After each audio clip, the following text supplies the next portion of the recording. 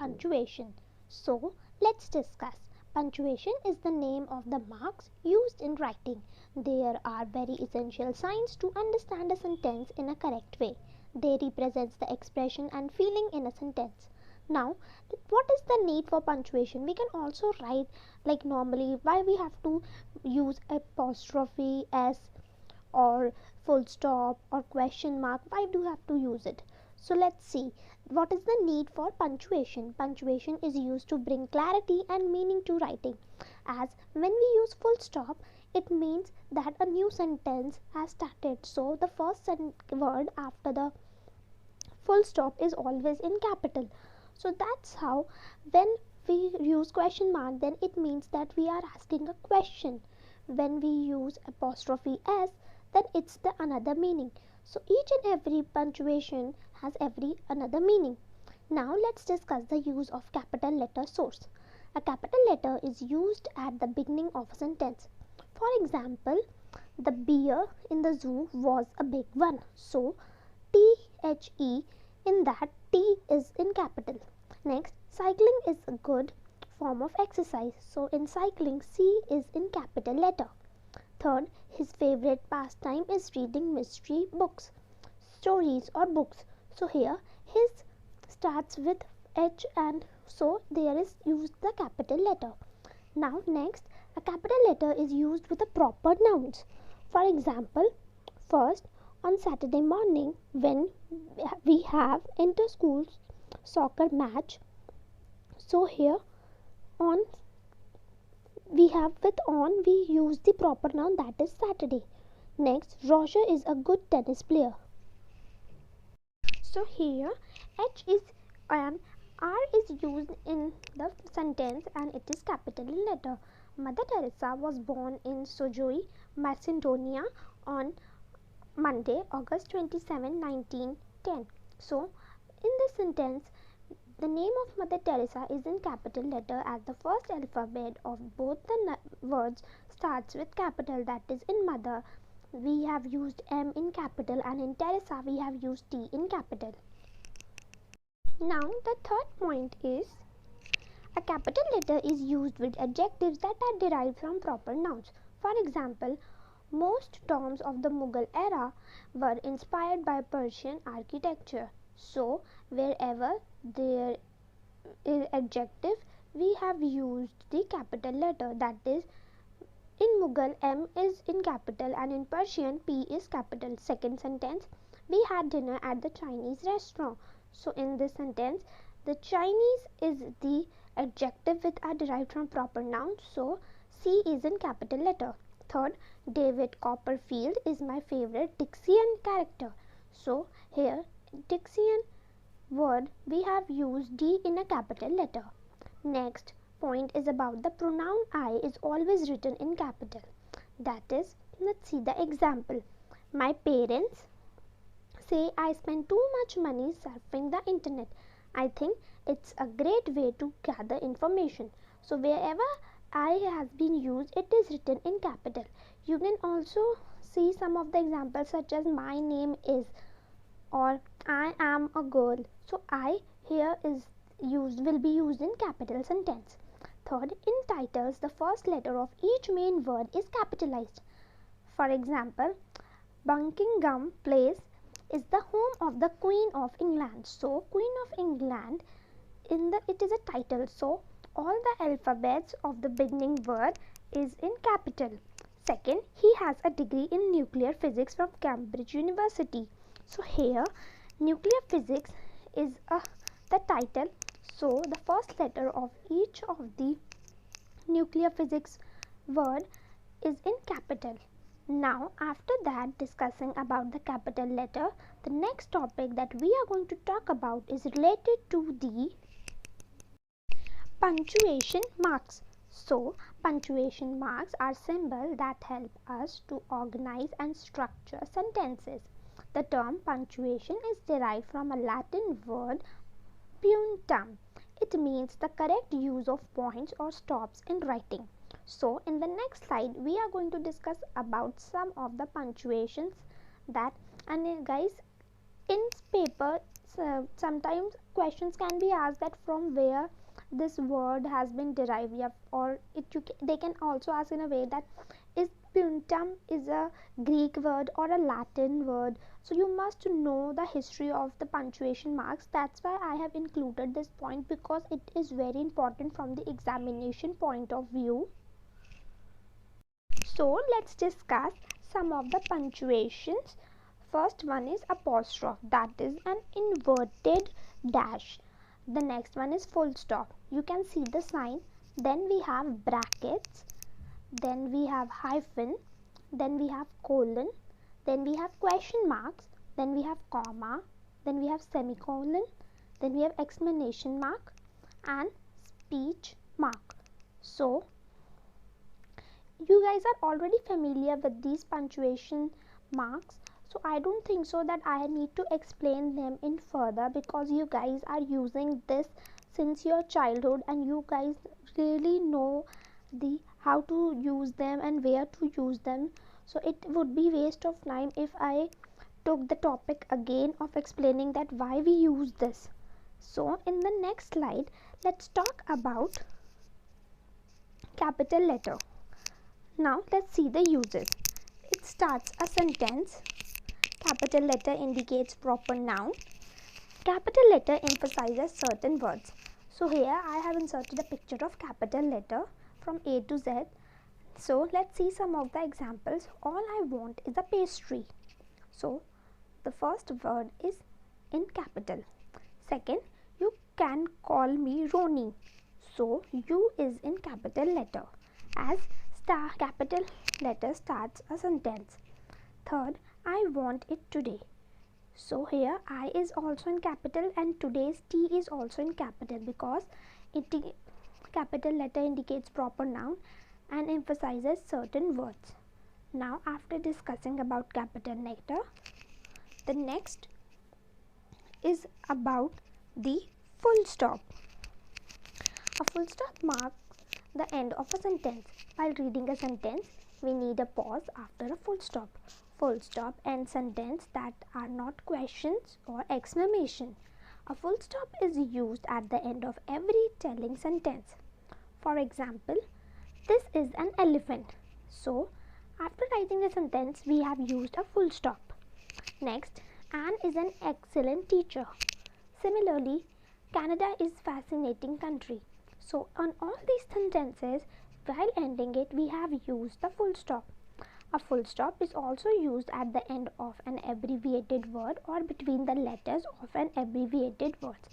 We do not use a full stop with abbreviations formed from the first capital letter. For example, BBC, USA and MA.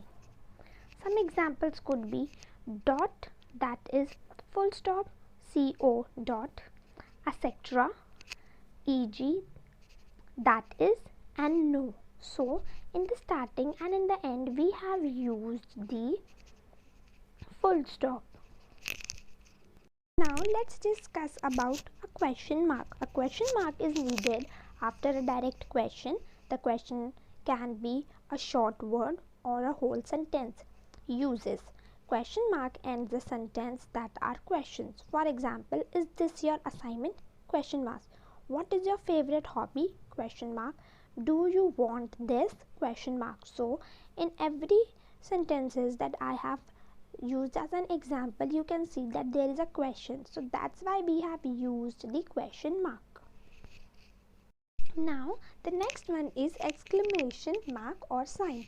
An exclamation mark is used after a strong interjection and after strong imperative sentences which mark certain direct commands. So what are the uses of an exclamation mark? Exclamation mark and a sentence that is an exclamation. For example, don't pick that, don't say that. So at the end of the sentences we use the exclamation mark or sign. Now the next one is about the quotation or speech marks. Double quotation marks in close quotation. It makes a direct speech. Now what are the uses? First, quotation marks enclose direct speech. It can be double or single. Quotation marks are used at the beginning and end of a phrase to show that it is being written exactly as it was originally said or written. Third, commas and periods are always placed immediately before the closing quotation mark. Now let's see some of the example. How are you? Comma, she asked me.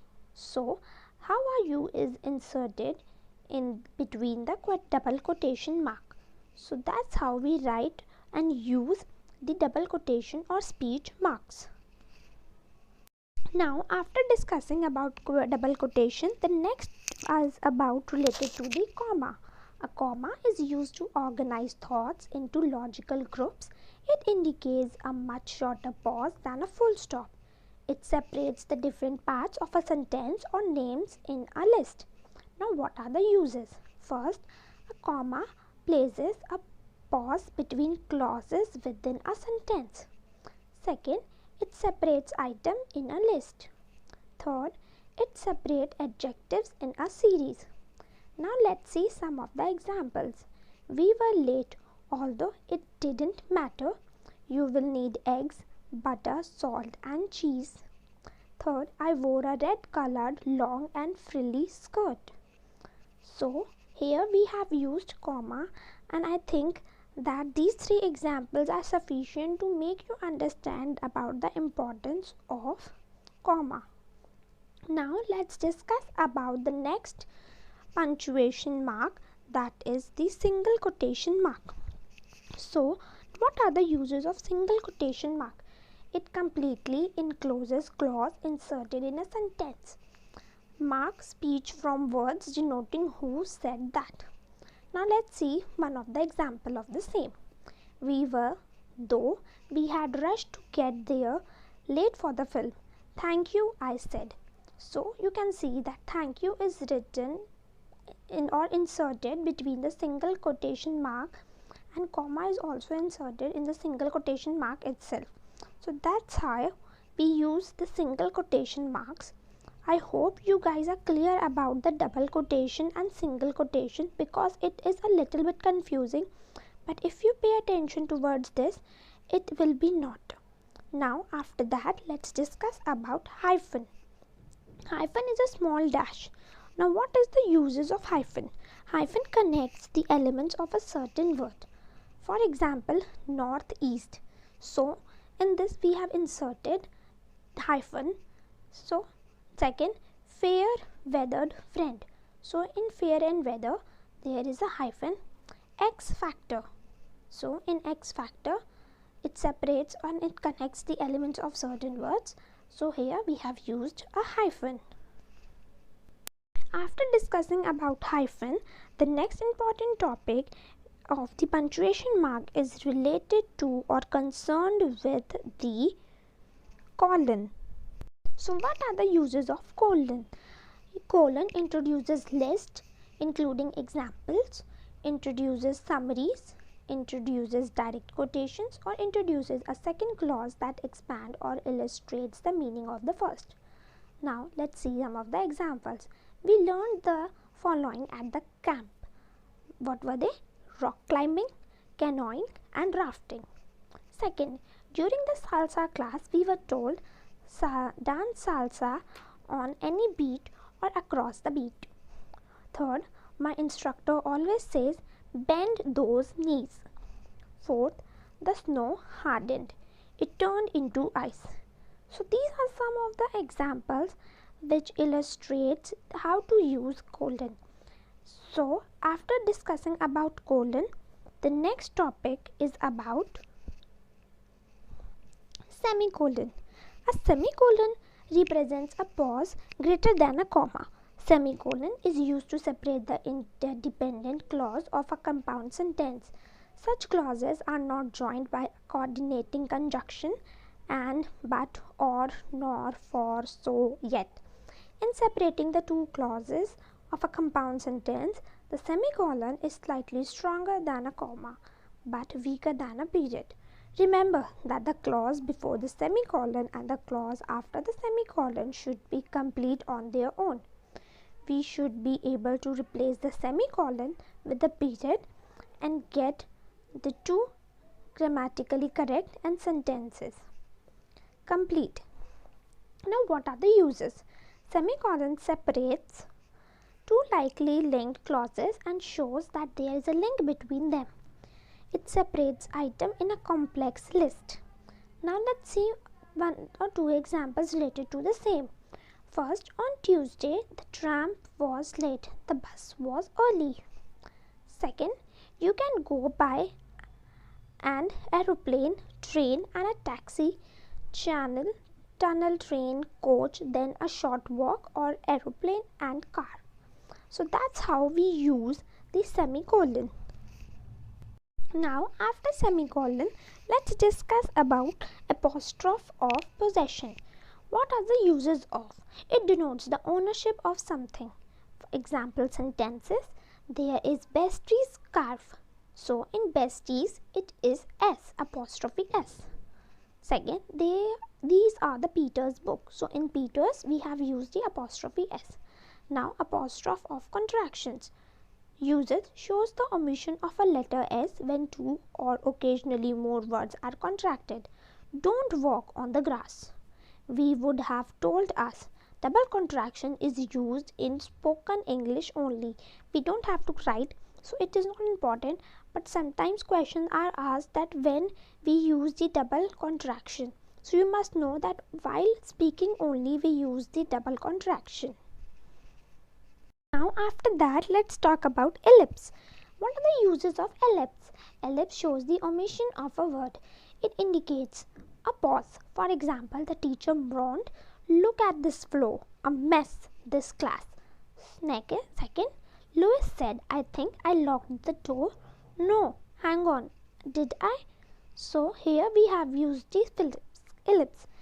As you can see, ellipses are not a big thing. These are just small dots, which are the 3 dots. So do remember, you don't have to make more than 3 dots. You have to just make 3 dots, because 3 dots only denotes the ellipse.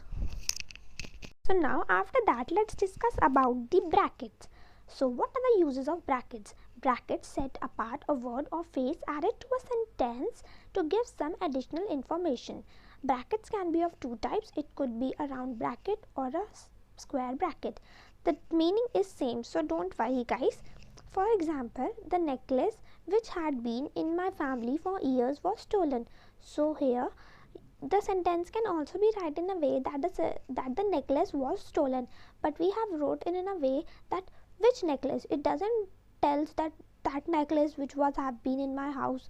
So that's why we have used the bracket and wrote which had been in my family for years. So this describes about the proper description of the necklace. So now after that, the last punctuation mark is about the dash.